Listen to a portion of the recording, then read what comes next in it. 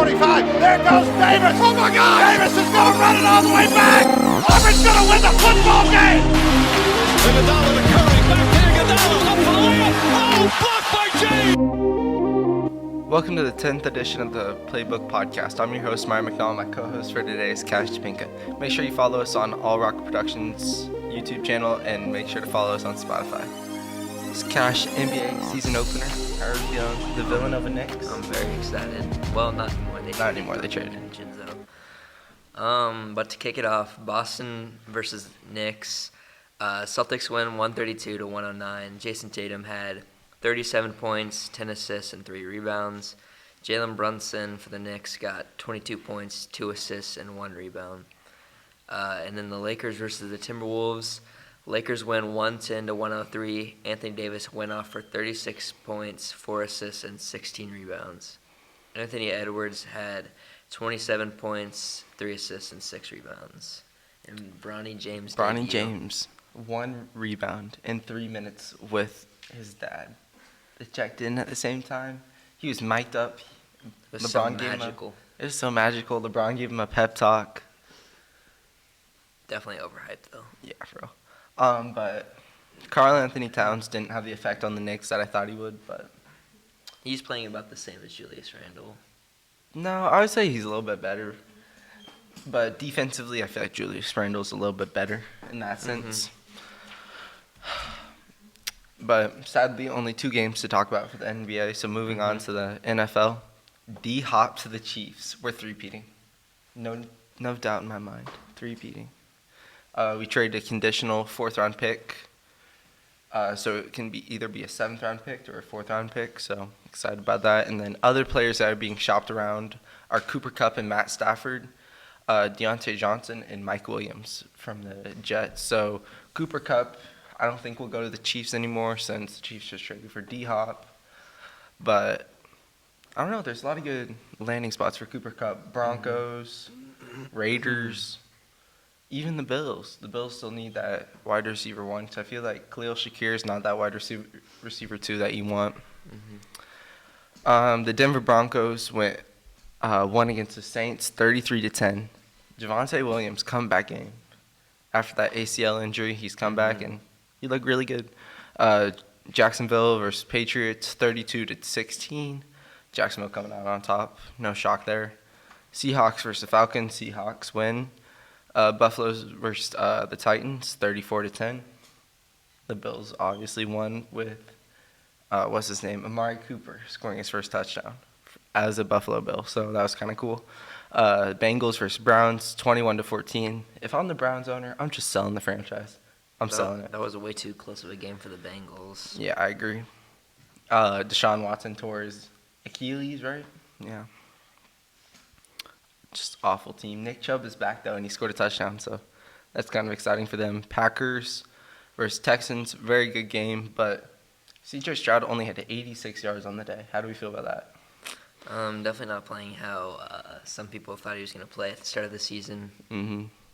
But the Packers come out on top 24-22. Some people were even saying he was an MVP candidate. I think he still is. I think he still is an MVP candidate. He's an MVP-type player on a Super Bowl winning team, so Depends how he finishes the season. I agree. Colts versus Dolphins, horrible game to watch. Anthony Richardson sucks. Start Joe Flacco at this point. I mean, if you want an 80-yard bomb every time, play Anthony Richardson, but Lions versus Vikings. The Detroit Lions won against the undefeated Vikings. How do we feel about that, Cash? I was watching that game, and I thought Minnesota was going to win because I didn't think Detroit was going to kick that field goal. But Yeah.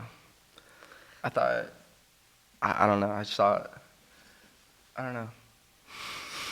I just thought the Vikings would put up a better fight. I mean, they just pretty much just let the Lions march down the field. Minute left, kick the field goal. Eagles versus the Giants. Eagles wiped them. The Giants suck without Malik Neighbors. Malik Neighbors is a whole franchise. Rams versus Raiders. Rams barely pulled it off. Commanders versus Panthers. 40-7 with Jane Daniels with a rib injury. Exiting after the first drive. How do we feel about that? You think it's serious or no? I mean, I think he'll be back here maybe within the next week or two, and they'll continue winning. Chiefs versus San Fran, 28-18. Chiefs are three-peating. They're only undefeated team left. We just traded for a star receiver. Mm-hmm. I mean, if Mahomes can make Juju look good, he can make D-Hop look good. Mm-hmm. Steelers versus Jets. Steelers 37-15. Jets lose. Russell Wilson actually looked good. He looked like his former self in Seattle. So then again, the Jets have looked absolutely horrendous this whole season. Ravens versus Bucks. Although they did trade for Devontae Adams. Yeah, that was so pointless. Mm-hmm. Ravens versus Bucks, 41-31. Ravens win. Mike Evans and Chris Godwin both exiting with injuries. Chris Godwin is out for the season, and Mike Evans is placed on the IR, I believe. So, not a good look. Cardinals 17, the Chargers 15.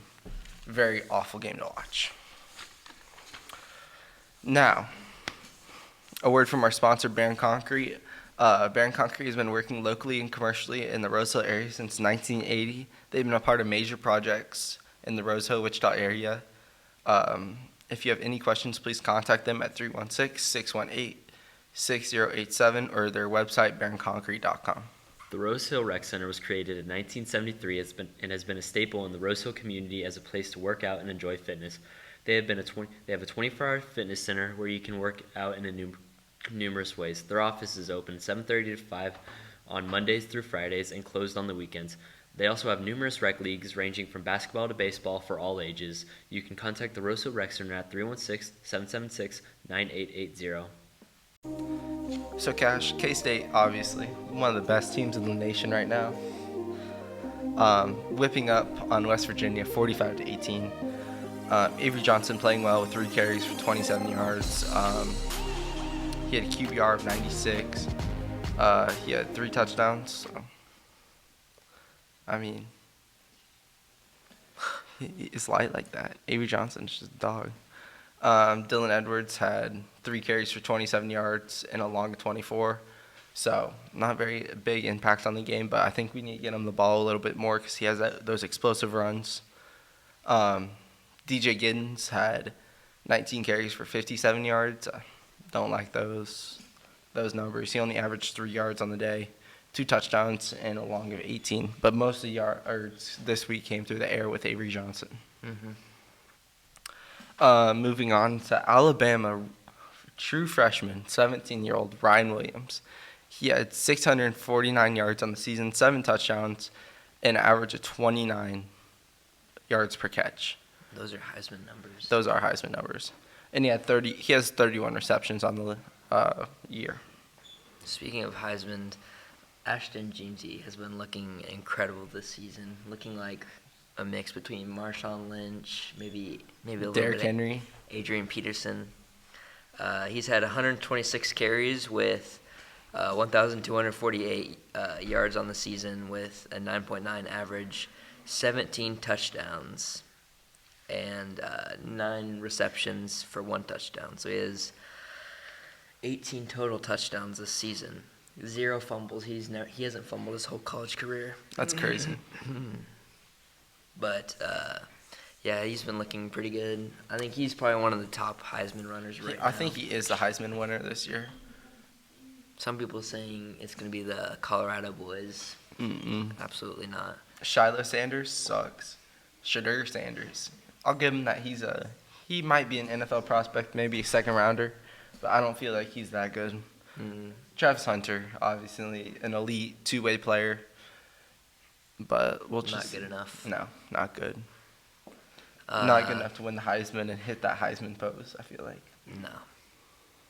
And for the week recap, BYU versus Oklahoma State. BYU wins 39-35. Alan Bowman of Oklahoma State throws only 85 yards with That's 1 crazy. touchdown and 1 interception. He had a terrible game. Yeah. Ollie Gordon ran for 107 yards with 2 touchdowns, so not bad. And then Jake Retzlaff for BYU throws 218 yards with 2 touchdowns and 2 interceptions. And their running back, L.J. Martin, runs 120 yards with 2 touchdowns. So obviously BYU looking like an elite team. K-State, obviously, that's their one loss on the year. Very disappointing. So, I don't know. I feel like BYU is not a contending team, but I feel like they're a solid team. Yeah. It's definitely a mark on most opponents' schedules right now. Thank you guys for tuning in to the 10th edition of the Playbook Podcast.